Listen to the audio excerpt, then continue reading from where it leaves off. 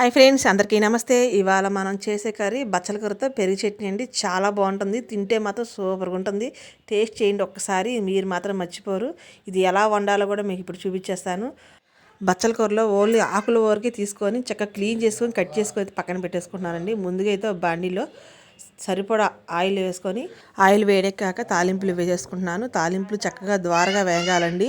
చిటపటమంటూ బాగుంటుంది. టేస్ట్ కూడా లాస్ట్లో కరివేపాకు వేసుకుంటున్నాను. అవి చక్కగా వేగాక కట్ చేసిన ఉల్లిపాయ పచ్చిమిరకాయ వేసేసిన తర్వాత 5 మినిట్స్ దాకా చక్కగా వేపుకోవాలి. ఒక 5 నిమిషాలైనా పట్టిద్ది.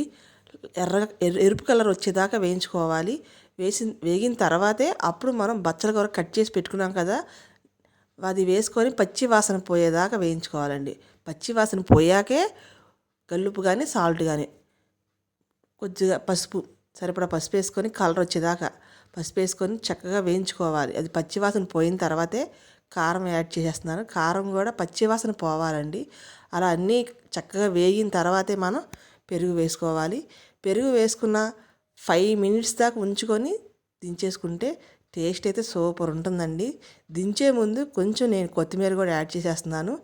కొత్తిమీర వేసాక దించేసేయటమేనండి. ఇక ఒక్కసారి ట్రై చేయండి ఫ్రెండ్స్, చాలా బాగుంటుంది. మీరు కనుక నచ్చితే లైక్ చేయండి, సబ్స్క్రైబ్ చేయండి, కామెంట్ చేయండి ఎలా ఉందో కూడా. ఇంకొకసారి మీకు చూసారు కదా ఫ్రెండ్స్, బచ్చల కూరతో పెరుగు చట్నీ ఎంత బాగుంటుందంటే టేస్ట్. మీరు కూడా ట్రై చేయండి ఒక్కసారి. Bye friends.